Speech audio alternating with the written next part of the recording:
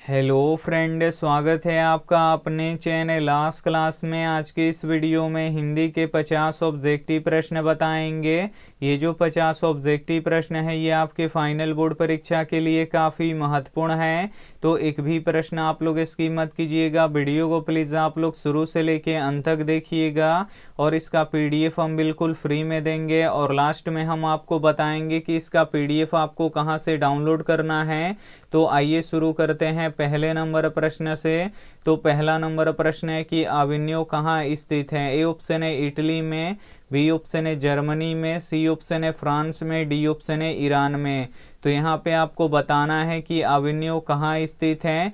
तो Avignon France में स्थित है, इसे आपको याद रखना है। यहाँ पे सी वाला ऑप्शन बिल्कुल ही सही हो जाएगा। ये देखते हैं अगला प्रश्न दो नंबर प्रश्न है कि ला शत्रुज क्या है। ए ऑप्शन है गांव, बी ऑप्शन है ईसाई मठ, सी ऑप्शन है नगर, डी ऑप्शन है विश्वविद्यालय। तो यहाँ पे आपको बताना है कि ला शत्रुज क्या है।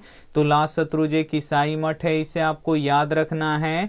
यहाँ पे बी वाला ऑप्शन बिल्कुल ही सही हो जाएगा। ये देखते हैं अगला प्रश्न तीन नंबर प्रश्न है कि बिरजू महाराज लखनऊ घराने के किस पीढ़ी के कलाकार हैं। ए ऑप्शन है छठी पीढ़ी के, बी ऑप्शन है सातवीं पीढ़ी के, सी ऑप्शन है नौवीं पीढ़ी के, डी ऑप्शन है आठवीं पीढ़ी के।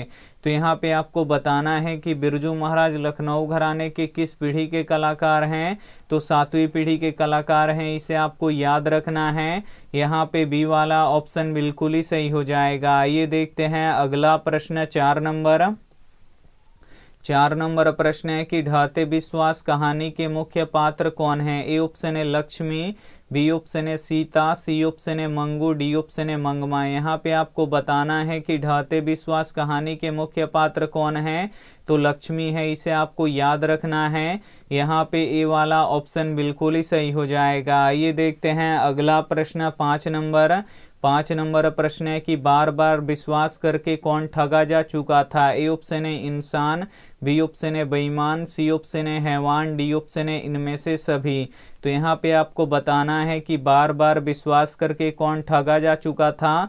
तो इंसान ठगा जा चुका था, इसे आपको याद रखना है। यहाँ पे ए वाला ऑप्शन बिल्कुल ही सही हो जाएगा। ये देखते हैं अगला प्रश्न छः नंबर प्रश्न है कि श्रीनिवास का पूरा नाम क्या है। ए ऑप्शन है सूरदास, बी ऑप्शन है मस्ती वेंकटेश अय्यर, सी ऑप्शन है वेंकटेश, डी ऑप्शन है रामू। तो यहाँ पे आपको बताना है कि श्रीनिवास का पूरा नाम क्या है। तो मस्ती वेंकटेश अय्यर है, इसे आपको याद रखना है। यहाँ पे बी वाला ऑप्शन बिल्कुल ही सही हो जाएगा। ये देखते हैं अगला प्रश्न सात नंबर प्रश्न है कि मंगमा के परिवार में कुल कितने आदमी थे। ए ऑप्शन है 2, बी ऑप्शन है 3, सी ऑप्शन है 5, डी ऑप्शन है 4। तो यहाँ पे आपको बताना है कि मंगमा के परिवार में कुल कितने आदमी थे। तो कुल 4 आदमी थे, इसे आपको याद रखना है। यहाँ पे डी वाला ऑप्शन बिल्कुल ही सही हो जाएगा। ये देखते हैं अगला प्रश्न 8 नंबर प्रश्न है कि नजम्मा मंगम्मा की कौन थी। ए ऑप्शन है बेटी, बी ऑप्शन है माँ, सी ऑप्शन है पुत्र वधू, डी ऑप्शन है सास। तो यहाँ पे आपको बताना है कि नजम्मा मंगम्मा की कौन थी। तो पुत्र वधू थी, यानी पुत्र की पत्नी थी, इसे आपको याद रखना है। यहाँ पे सी वाला ऑप्शन बिल्कुल ही सही हो जाएगा। ये देखते हैं अगला प्रश्न 9 नंबर प्रश्न है कि सवाल किस चीज का है। ए ऑप्शन है रोटी का, बी ऑप्शन है कपड़ा का, सी ऑप्शन है मकान का, डी ऑप्शन है दुकान का। तो यहाँ पे आपको बताना है कि सवाल किस चीज का है। तो सवाल रोटी का है, इसे आपको याद रखना है। यहाँ पे ए वाला ऑप्शन बिल्कुल ही सही हो जाएगा। ये देखते हैं अगला प्रश्न 10 नंबर प्रश्न है कि सीता रुआसी क्यों हो गई। ए ऑप्शन है बेटों के दुत्कार से, बी ऑप्शन है बहुओं की कला से, सी ऑप्शन है अपना काला ओढ़ना देख के, डी ऑप्शन है अपनी गरीबी पर। तो यहाँ पे आपको बताना है कि सीता रुआसी क्यों हो गई। तो अपना काला ओढ़ना देख के सीता रुआसी हो गई, इसे आपको याद रखना है। यहाँ पे सी वाला ऑप्शन बिल्कुल ही सही हो जाएगा। ये देखते हैं अगला प्रश्न 11 नंबर प्रश्न है कि सुजाता का वास्तविक नाम क्या है। ए ऑप्शन है के रंगराजन, बी ऑप्शन है डी रंगराजन, सी ऑप्शन है एम रंगराजन, डी ऑप्शन है एस रंगराजन। तो यहाँ पे आपको बताना है कि सुजाता का वास्तविक नाम क्या है, तो एस रंगराजन है, इसे आपको याद रखना है। यहाँ पे डी वाला ऑप्शन बिल्कुल ही सही हो जाएगा। आइए देखते हैं अगला प्रश्न 12 नंबर प्रश्न है कि पपाती को शहर क्यों लाया गया था। ए ऑप्शन है पढ़ने के लिए, बी ऑप्शन है सिनेमा देखने के लिए, सी ऑप्शन है इलाज के लिए, डी ऑप्शन है नाटक में भाग लेने के लिए। तो यहाँ पे आपको बताना है कि पपाती को शहर क्यों लाया गया था, तो इलाज के लिए लाया गया था, इसे आपको याद रखना है। यहाँ पे सी वाला ऑप्शन बिल्कुल ही सही हो जाएगा। आइए देखते हैं अगला प्रश्न 13 नंबर प्रश्न है कि नागरी लिपि के लेखक कौन है। ए ऑप्शन है भीमराव अंबेडकर, बी ऑप्शन है गुणाकर मूले, सी ऑप्शन है मैक्स मूलर, डी ऑप्शन है अमरकांत। तो यहाँ पे आपको बताना है कि नागरी लिपि के लेखक कौन है, तो गुणाकर मूले हैं, इसे आपको याद रखना है। यहाँ पे बी वाला ऑप्शन बिल्कुल ही सही हो जाएगा। आइए देखते हैं अगला प्रश्न 14 नंबर प्रश्न है कि संस्कृत किस लिपि में लिखी जाती है। ए ऑप्शन है ब्राह्मी लिपि में, बी ऑप्शन है देवनागरी लिपि में, सी ऑप्शन है रोमन लिपि में, डी ऑप्शन है गुरुमुखी लिपि में। तो यहाँ पे आपको बताना है कि संस्कृत किस लिपि में लिखी जाती है, तो संस्कृत ब्राह्मी लिपि में लिखी जाती है, इसे आपको याद रखना है। यहाँ पे ए वाला ऑप्शन बिल्कुल ही सही हो जाएगा। काफ़ी महत्वपूर्ण 50 ऑब्जेक्टिव प्रश्न बताएंगे, तो एक भी प्रश्न आप लोग स्किप मत कीजिएगा। वीडियो को प्लीज़ आप लोग शुरू से लेके अंत तक देखिएगा, और वीडियो को अभी तक आप लाइक नहीं किए तो प्लीज़ आप लोग वीडियो को लाइक भी कर दीजिएगा। आइए देखते हैं अगला प्रश्न 15 नंबर प्रश्न है कि चंद्रगुप्त विक्रमादित्य कहाँ के राजा थे। ए ऑप्शन है विदर्भ के, बी ऑप्शन है मिथिला के, सी ऑप्शन है पटना के, डी ऑप्शन है उड़ीसा के। तो यहाँ पे आपको बताना है कि चंद्रगुप्त विक्रमादित्य कहाँ के राजा थे, तो ये पटना के राजा थे, इसे आपको याद रखना है। यहाँ पे सी वाला ऑप्शन बिल्कुल ही सही हो जाएगा। ये देखते हैं अगला प्रश्न 16 नंबर प्रश्न है कि टकसाल का संबंध है। ए ऑप्शन है सिक्कों से, बी ऑप्शन है अभिलेखों से, सी ऑप्शन है लिपि से, डी ऑप्शन है अनाज से। तो यहाँ पे आपको बताना है कि टकसाल का संबंध किससे है, तो टकसाल का संबंध सिक्कों से है, इसे आपको याद रखना है।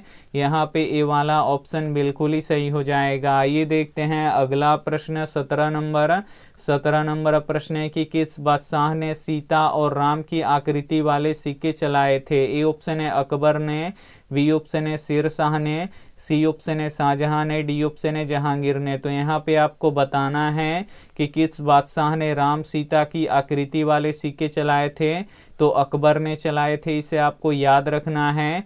यहाँ पे ए वाला ऑप्शन बिल्कुल ही सही हो जाएगा। आइए देखते हैं अगला प्रश्न 18 नंबर प्रश्न है कि बिरजू महाराज के पिता की मृत्यु किससे हुई। ए ऑप्शन है लू से, बी ऑप्शन है तपेदिक से, सी ऑप्शन है कैंसर से, डी ऑप्शन है डायरिया से। तो यहाँ पे आपको बताना है कि बिरजू महाराज के पिता की मृत्यु किससे हुई, तो लू से हुई, इसे आपको याद रखना है। यहाँ पे ए वाला ऑप्शन बिल्कुल ही सही हो जाएगा। ये देखते हैं अगला प्रश्न 19 नंबर प्रश्न है कि पूर्वज लक्ष्मी के लिए कितना जमीन छोड़ गए। ए ऑप्शन है 1 बीघा, बी ऑप्शन है 2 बीघा, सी ऑप्शन है 3 बीघा, डी ऑप्शन है 4 बीघा। तो यहाँ पे आपको बताना है कि पूर्वज लक्ष्मी के लिए कितना जमीन छोड़ गए, तो 1 बीघा जमीन छोड़ गए, इसे आपको याद रखना है। यहाँ पे ए वाला ऑप्शन बिल्कुल ही सही हो जाएगा। ये देखते हैं अगला प्रश्न 20 नंबर प्रश्न है कि मंगमा कैसी थी। ए ऑप्शन है आस्तिक, बी ऑप्शन है नास्तिक, सी ऑप्शन है अंधविश्वासी, डी ऑप्शन है डायन। तो यहाँ पे आपको बताना है कि मंगमा कैसी थी, तो मंगमा अंधविश्वासी थी, इसे आपको याद रखना है। यहाँ पे सी वाला ऑप्शन बिल्कुल ही सही हो जाएगा। ये देखते हैं अगला प्रश्न 21 नंबर प्रश्न है कि पपाती को क्या हुआ था। ए ऑप्शन है मेनिंजाइटिस, बी ऑप्शन है खांसी, सी ऑप्शन है पेट दर्द, डी ऑप्शन है सर दर्द। तो यहाँ पे आपको बताना है कि पपाती को क्या हुआ था, तो पपाती को मेनिंजाइटिस यानी बुखार हुआ था, इसे आपको याद रखना है। यहाँ पे ए वाला ऑप्शन बिल्कुल ही सही हो जाएगा। ये देखते हैं अगला प्रश्न 22 नंबर प्रश्न है कि उत्तर भारत के नागरी लिपि को किस लिपि के नाम से जाना जाता है। ए ऑप्शन है देवनागरी लिपि के नाम से, बी ऑप्शन है सिद्धम लिपि के नाम से, सी ऑप्शन है दोनों के नाम से, डी ऑप्शन है इनमें से कोई नहीं। तो यहाँ पे आपको बताना है कि उत्तर भारत के नागरी लिपि को किस नाम से जाना जाता है, तो देवनागरी लिपि के नाम से जाना जाता है, इसे आपको याद रखना है। यहाँ पे ए वाला ऑप्शन बिल्कुल ही सही हो जाएगा। ये देखते हैं अगला प्रश्न 23 नंबर प्रश्न है कि ललित निबंध है। ए ऑप्शन है नाखून क्यों बढ़ते हैं, बी ऑप्शन है बहादुर, सी ऑप्शन है मछली, डी ऑप्शन है नौबत खाने में इबादत। तो यहाँ पे आपको बताना है कि इसमें से ललित निबंध कौन है। तो नाखून क्यों बढ़ते हैं ललित निबंध है, इसे आपको याद रखना है। यहाँ पे ए वाला ऑप्शन बिल्कुल ही सही हो जाएगा। ये देखते हैं अगला प्रश्न 24 नंबर प्रश्न है कि निर्लज अपराधी किसे कहा गया है। ए ऑप्शन है नाखून को, बी ऑप्शन है चोर को, सी ऑप्शन है डाकू को, डी ऑप्शन है बदमाश को। तो यहाँ पे आपको बताना है कि निर्लज अपराधी किसे कहा गया है। तो निर्लज अपराधी नाखून को कहा गया है। यहाँ पे ए वाला ऑप्शन बिल्कुल ही सही हो जाएगा। आइए देखते हैं अगला प्रश्न 25 नंबर प्रश्न है कि अभिन्यो क्या है। ए ऑप्शन है बौद्ध मठ, बी ऑप्शन है शहर, सी ऑप्शन है गुरुकुल, डी ऑप्शन है सनातन मठ। तो यहाँ पे आपको बताना है कि अभिन्यो क्या है। तो अभिन्यो एक शहर है, इसे आपको याद रखना है। यहाँ पे बी वाला ऑप्शन बिल्कुल ही सही हो जाएगा। आइए देखते हैं अगला प्रश्न 26 नंबर प्रश्न है कि लक्ष्मी कौन थी। ए ऑप्शन है एक अमीर महिला, बी ऑप्शन है गांव की सरपंच, सी ऑप्शन है एक दिनहीन महिला, डी ऑप्शन है इनमें से कोई नहीं। तो यहाँ पे आपको बताना है कि लक्ष्मी कौन थी। तो लक्ष्मी एक दिनहीन महिला थी, इसे आपको याद रखना है। यहाँ पे सी वाला ऑप्शन बिल्कुल ही सही हो जाएगा। ये देखते हैं अगला प्रश्न 27 नंबर प्रश्न है कि सिद्धम क्या है। ए ऑप्शन है मंत्र, बी ऑप्शन है सिद्ध योगी, सी ऑप्शन है साधु, डी ऑप्शन है एक प्रकार की लिपि। तो यहाँ पे आपको बताना है कि सिद्धम क्या है। तो सिद्धम एक प्रकार की लिपि है, इसे आपको याद रखना है। यहाँ पे डी वाला ऑप्शन बिल्कुल ही सही हो जाएगा। ये देखते हैं अगला प्रश्न 28 नंबर प्रश्न है कि आर्यों के पास था। ए ऑप्शन है लोहे का अस्त्र, बी ऑप्शन है घोड़े, सी ऑप्शन है मिट्टी के घर, डी ऑप्शन है इनमें से सभी। तो यहाँ पे आपको बताना है कि आर्यों के पास क्या था। तो लोहे के अस्त्र था, घोड़े थे, मिट्टी के घर था, यानी इनमें से सभी था। तो यहाँ पे डी वाला ऑप्शन बिल्कुल ही सही हो जाएगा। आइए देखते हैं अगला प्रश्न 29 नंबर प्रश्न है कि हिरोशिमा कहाँ स्थित है। ए ऑप्शन है चीन में, बी ऑप्शन है जर्मनी में, सी ऑप्शन है नेपाल में, डी ऑप्शन है जापान में। तो यहाँ पे आपको बताना है कि हिरोशिमा कहाँ स्थित है। तो हिरोशिमा जापान में स्थित है, इसे आपको याद रखना है।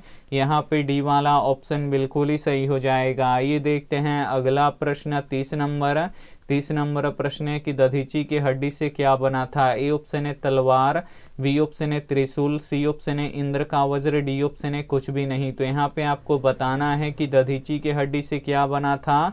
तो इंद्र का वज्र बना था, इसे आपको याद रखना है। यहाँ पे सी वाला ऑप्शन बिल्कुल ही सही हो जाएगा। आइए देखते हैं अगला प्रश्न 31 नंबर प्रश्न है कि हजारी प्रसाद द्विवेदी को किस पे गर्व है। ए ऑप्शन है भारतीय परंपराओं पर, बी ऑप्शन है भारतीय सैनिकों पर, सी ऑप्शन है भारतीय लोक नृत्यों पर, डी ऑप्शन है इनमें से कोई नहीं। तो यहाँ पे आपको बताना है कि हजारी प्रसाद द्विवेदी को किस पे गर्व है। तो भारतीय परंपराओं पर गर्व है, इसे आपको याद रखना है। यहाँ पे ए वाला ऑप्शन बिल्कुल ही सही हो जाएगा। आइए देखते हैं अगला प्रश्न 32 नंबर प्रश्न है कि प्रेम ऐनी श्री राधिका किसकी कविता है। ए ऑप्शन है रामचंद्र शुक्ल की, बी ऑप्शन है रसखान की, सी ऑप्शन है रामविलास शर्मा की, डी ऑप्शन है अज्ञा की। तो यहाँ पे आपको बताना है कि प्रेम ऐनी श्री राधिका किसकी रचना है। तो ये रसखान की रचना है, इसे आपको याद रखना है।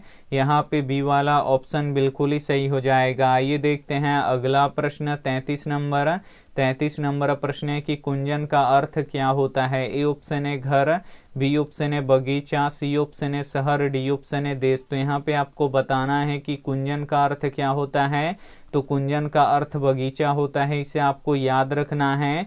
यहाँ पे बी वाला ऑप्शन बिल्कुल ही सही हो जाएगा। ये देखते हैं अगला प्रश्न 34 34 नंबर प्रश्न है कि बहादुर कहाँ का रहने वाला था। ए ऑप्शन है बिहार का, बी ऑप्शन है उत्तर प्रदेश का, सी ऑप्शन है नेपाल का, डी ऑप्शन है भूटान का। तो यहाँ पे आपको बताना है कि बहादुर कहाँ का रहने वाला था। तो बहादुर नेपाल का रहने वाला था, इसे आपको याद रखना है। यहाँ पे सी वाला ऑप्शन बिल्कुल ही सही हो जाएगा। ये देखते हैं अगला प्रश्न 35 नंबर। 35 नंबर प्रश्न है कि कहानीकारक के लड़के का नाम क्या था। ए ऑप्शन है कासू, बी ऑप्शन है केसु, सी ऑप्शन है किशोर, डी ऑप्शन है राम। तो यहाँ पे आपको बताना है कि कहानीकारक के लड़के का नाम क्या था। तो किशोर था, इसे आपको याद रखना है। यहाँ पे सी वाला ऑप्शन बिल्कुल ही सही हो जाएगा। ये देखते हैं अगला प्रश्न 36 नंबर।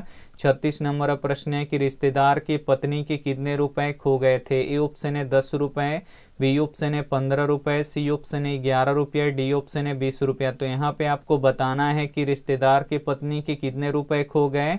तो 11 रुपए खो गए, इसे आपको याद रखना है। यहाँ पे सी वाला ऑप्शन बिल्कुल ही सही हो जाएगा। आइए देखते हैं अगला प्रश्न 37 नंबर। 37 नंबर प्रश्न है कि जहाँ प्रतिष्ठा नहीं वहाँ क्या रहना, यह बात किसके मन में उत्पन्न हुई। ए ऑप्शन है लेखक के, बी ऑप्शन है बहादुर के, सी ऑप्शन है निर्मला के, डी ऑप्शन है किशोर के। तो यहाँ पे आपको बताना है कि जहाँ प्रतिष्ठा नहीं वहाँ क्या रहना, यह बात किसके मन में उत्पन्न हुई। तो बहादुर के मन में उत्पन्न हुई, इसे आपको याद रखना है। यहाँ पे बी वाला ऑप्शन बिल्कुल ही सही हो जाएगा। ये देखते हैं अगला प्रश्न 38 नंबर। 38 नंबर प्रश्न है कि सुशिरवादों में शाह की उपाधि किसे प्राप्त है। ए ऑप्शन है तबला को, बी ऑप्शन है बांसुरी को, सी ऑप्शन है ढोलक को, डी ऑप्शन है शहनाई को। तो यहाँ पे आपको बताना है कि सुशिरवादों में शाह की उपाधि किसे प्राप्त है। तो शहनाई को प्राप्त है, इसे आपको याद रखना है। यहाँ पे डी वाला ऑप्शन बिल्कुल ही सही हो जाएगा। ये देखते हैं अगला प्रश्न 39 नंबर। 39 नंबर प्रश्न है कि फटासुर न बख्शे कौन कहते हैं। ए ऑप्शन है सादिक हुसैन, बी ऑप्शन है बिस्मिल्लाह खां, सी ऑप्शन है असगर हुसैन, डी ऑप्शन है बिरजू महाराज। तो यहाँ पे आपको बताना है कि फटासुर न बख्शे कौन कहते हैं। तो बिस्मिल्लाह खां कहते हैं, इसे आपको याद रखना है। यहाँ पे बी वाला ऑप्शन बिल्कुल ही सही हो जाएगा। ये देखते हैं अगला प्रश्न 40 नंबर। 40 नंबर प्रश्न है कि काशी किसकी पाठशाला है। ए ऑप्शन है संस्कृति की, बी ऑप्शन है नृत्य की, सी ऑप्शन है नर्तन की, डी ऑप्शन है वादन की। तो यहाँ पे आपको बताना है कि काशी किसकी पाठशाला है। तो काशी संस्कृति की पाठशाला है, इसे आपको याद रखना है। यहाँ पे ए वाला ऑप्शन बिल्कुल ही सही हो जाएगा। ये देखते हैं अगला प्रश्न 41 नंबर। 41 नंबर प्रश्न है कि मैक्स मूलर कहाँ के रहने वाले थे। ए ऑप्शन है भारत के, बी ऑप्शन है पाकिस्तान के, सी ऑप्शन है जर्मनी के, डी ऑप्शन है अमेरिका के। तो यहाँ पे आपको बताना है कि मैक्स मूलर कहाँ के रहने वाले थे। तो मैक्स मूलर जर्मनी के रहने वाले थे, इसे आपको याद रखना है। यहाँ पे सी वाला ऑप्शन बिल्कुल ही सही हो जाएगा। ये देखते हैं अगला प्रश्न 42 नंबर।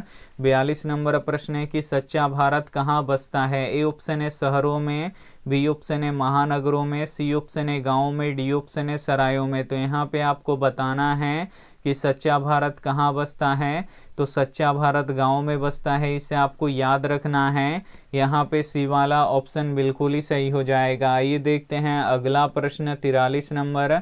43 नंबर प्रश्न है कि मैक्स मूलर को वेदांतियों का वेदांती किसने कहा। ए ऑप्शन है विवेकानंद ने, बी ऑप्शन है रामानुजाचार्य ने, सी ऑप्शन है शंकराचार्य ने, डी ऑप्शन है महात्मा गांधी ने। तो यहाँ पे आपको बताना है कि मैक्स मूलर को वेदांतियों का वेदांती किसने कहा।